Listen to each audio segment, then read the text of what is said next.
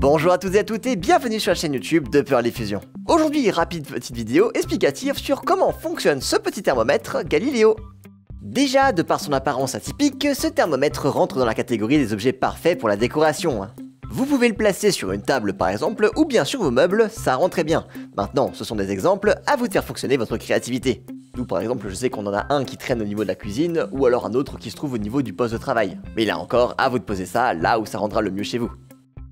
Et en plus, ce petit objet, en plus d'être sympa visuellement, fait un petit peu plus que son travail et fait aussi office de thermomètre, ce qui permettra d'évaluer plus ou moins la température ambiante de la pièce.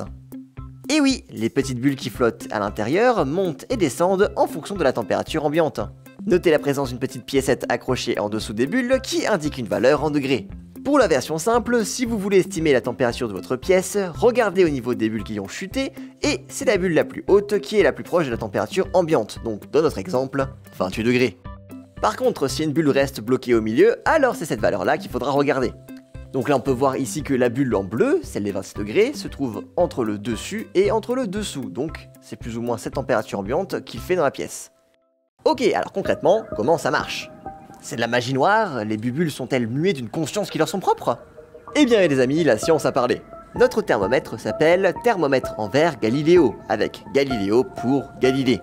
Ce bon vieux savant à barbe avait découvert au XVIIe siècle qu'un liquide voit sa densité se modifier en fonction de sa température. En résumé, les bulles à l'intérieur ont toute une densité qui est fixe, et différente les unes des autres bien évidemment, et le liquide dans lequel elles sont plongées, lui par contre, voit sa densité se modifier en fonction de sa température. Et comme sa densité peut varier, alors il arrive que les bulles soient plus denses que le liquide et donc coulent, ou alors, bien sûr, l'inverse. Soit qu'elles soient moins denses et donc les bulles à ce moment-là, elles remontent.